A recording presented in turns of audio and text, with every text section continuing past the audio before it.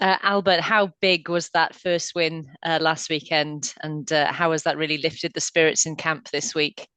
Yeah, thank you. It was great for us. We've come close the first three games. We had opportunities, Benetton, then Connacht here. And after this local derby against Cardiff, it was great for us. Sort of get them back. Like they took us on that first one in our own backyard. So we went there and the spirit is up in the camp and everyone is happy. And yeah, it's a great win for us. You were looking pretty good at sort of 25-12 up there in that second half, but those yellow cards could have been very costly. Um, Discipline's something I imagine you have to tighten up this week. No, definitely. Discipline is going to be a big factor for us. We know that the Bulls are coming to town and, they'll kick to the corner, try to maul us or get scrum penalties from that. It was great for us the way the guys, the composure they had, how they managed when we were down to 13 players, how they managed the time, to get those guys back onto the field. I think our defense was really good in that time.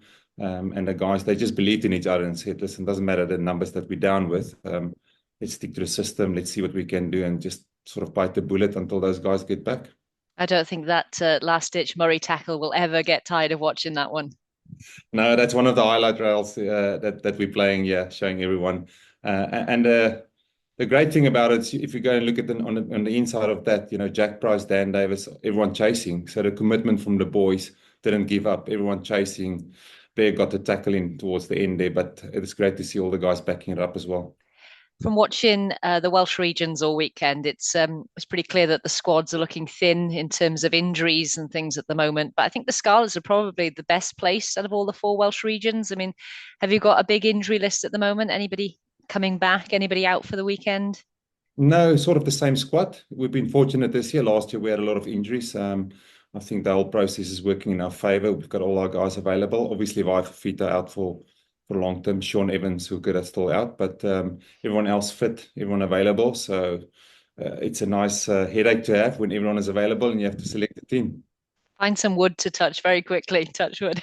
I was at Ospreys Bulls last weekend. I mean, 20 minutes in, they looked absolutely unstoppable. And I don't think I need to tell you about the threat that they pose. You're more than aware. I'm sure you know quite a few of the lads. No, definitely. They've got a great team. A lot of Springboks in their team. They're physical, got a good scrum, good maul. Counter attack, they're really good ball carries. I know Jake White as well played under him, so he'll get the guys fired up for this game. He stated that in the media as well. This is their year to perform, so they will have the right mindset. But you know what, coming to Scarlets, we'll be ready for them. We like to take on the big teams, big names into the team, so the guys will all be fired up for that. Yeah, you had a fantastic result. I think was it the start of 2023? You beat them 37 points to something at home. It was one of your great performances at home. Definitely, yeah, and the guys were talking about that, so it's possible for us. We believe in the players, believe in the squad, and the team that we've selected for the weekend. We think we'll do well. I was speaking to Jake White at the game. Great chap. First time I'd met him, and he was saying how much he loves Wales, how much he likens South Africa to Wales. I mean, what's your experience been since you moved here? Do you see the sort of comparisons? It is. The people are great. Firstly, the people are great. We just more background of more sunshine. We get like 300 days of sunshine a year in South Africa. That's the biggest adjustment for me when I came over to Wales, is to get used to the weather. And then obviously winter comes, late in the morning, the sun will come up or it gets light, and then early in the afternoon, it gets dark again. But besides that, people are great. Really, really beautiful country as well. So we've been around quite a few places and love it. And have you enjoyed working with the Scarlets? I mean, where do you see this team now going ahead? Yeah, it's a great team. We've got a nice balance of young players and experienced players that we have here. They're all positive. They're growing. So there's a nice. The performance is getting better. We're moving in the right direction with the young players coming through, with the experienced players. The staff, everyone is great. Billy's been good to us. Lee Jones that have joined us as well. So we're all on the right track. The coaches working together with the players. Great leadership group that we've got this year that's very committed to the cause as well. And we're building onto that, yeah. So we're moving in the right direction. Obviously, Sam Lousy, Fafita are the two big stars there in the pack. But have you been impressed by some of the homegrown talent that's coming through? Yeah, if I look at Jack Price, he got an opportunity last weekend as well, but last year coming through as well, he's one of the young locks. that he doesn't give up. He works hard. He's always there, give everything he's got. In the backs, Johan Lloyd also, starting at 10 for us was great. So it's nice to have that competition at 10 between him and Sam Costello that's there. So there's a few guys that's coming through the ranks. I think that definitely play for Wales going forward. And how much would you love to get one over your old coach now on the weekend? I would love it. That's one of the things. It's a Friday night game. I think I'll come back on Monday not sober. So it'll be great to get one. Well, I wish you the best of luck. Thank you. Thank you very much. Hi, Albert. Simon here, with Ben alongside me. You talked there about Jake. You obviously played under him. But for people who haven't, can you explain what he does as a coach? I mean, I guess he's matured and developed as a coach since you played under him. But what's his secret as a coach? For me, the time that I spent under Jake, he brings a lot of confidence in you as a player. He's got a clear game plan, what he wants from everyone in the team, and he puts all of that together. And I'll never forget in 2004 when he pulled me into the squad for the next World Cup. He said, "If you guys do what I'm telling you to do, we'll win the next World Cup." And he installed that belief in us, and then we started working hard. And yeah, there were ups and downs on the way to the World Cup in 2007, but the belief was there that we all stick together and we work hard. And that's one thing about Jake. He's in one-on-ones with you, sitting with you. He will install that belief in yourself that you're good enough to be there and you're good enough to compete.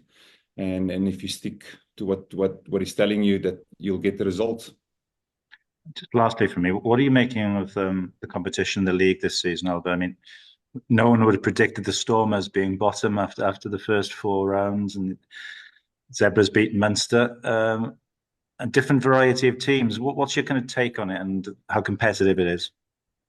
I think it's very competitive, and every year as this competition go forward, it's unpredictable. The teams that you're going to play, everyone is getting better, everyone is improving. The young players coming through. It's an exciting competition. The nice balance I see from the South African teams also involved in here. There's an opportunity for everyone to play against cross border South Africans versus the Irish, the Welsh, and the Scottish and Italians. So everyone's get that experience not only on international level but also in the URC level where they can play against each other. So that growth over the last 2 years, that's what's going to happen going forward. The players will get to know each other so much better. They will know what competition is going to come, how teams like to play. And I think at the end of the day, it makes everyone better. Thanks for your time, Albert. Pleasure. Hi, Albert. As a forwards coach, it must be nice having a 12 like Eddie James who gets gain line. Must be nice. Yeah, makes your job easier. No, lovely. Honestly, he's a big boy. He's in that position, and if he gets gain line, forwards like to play forward. We don't like to go backwards. So as soon as you get gain line, you're just on the front foot and you can stay on top of the opposition. That's one of the benefits of having someone that's strong. If you look at South African teams under Estrays and someone that gets the gain line as well, and then you can just play off that. Yeah, he's a nice young lad, and he's growing. And most probably, just referring back to a question earlier, he's also one for the future for Wales. Well, what's he like? Sort of in training. Obviously, Johnny Williams has taken a bit of a leadership role, isn't he? This year, I guess he's learning quite closely off him. Yeah, I think sometimes you get those opportunities as a young player to play next to an experienced old international player. Eddie James, open-minded. He's really taking everything on board that everyone is sharing with him. He's the type of player that puts his head to it and works hard. You see him every training. He's always there, does the extras in the growth block as well. So he's putting everything in there for the team. And yeah, I think his head is in the right place. And it's someone that he keeps working hard will get opportunities. I was just one other question about one of the other players in the squad, about Tane Plumtree. What's he been like to work with, and what do you think his best position is? Tane Plumtree, definitely. I think he was between that 6 and 8 position for us. He's a great link between the backs and the forwards. He's not out and out just a forward. He's got the skills to play in the back line as well. Coming from New Zealand, the experience that he had playing into the Super Rugby League there and on that side as well. Coming into the system here, being part of Wales rugby already. He brings that balance between the backs and the forwards, so it's a nice link for me. He's one of those players that you can utilize on the edges quite a lot, with his skill level and his speed. Great attitude. He's one of the guys in the team, always crack a joke here or there, but make sure that he does his job and everything he can do. So yeah, he's a nice asset for us. Lovely, thank you. With Payne, obviously, you say he's not quite he's a back and a forward. He's also, as mentioned, he's got New Zealand background, but with his dad, I think he played schools rugby in South Africa.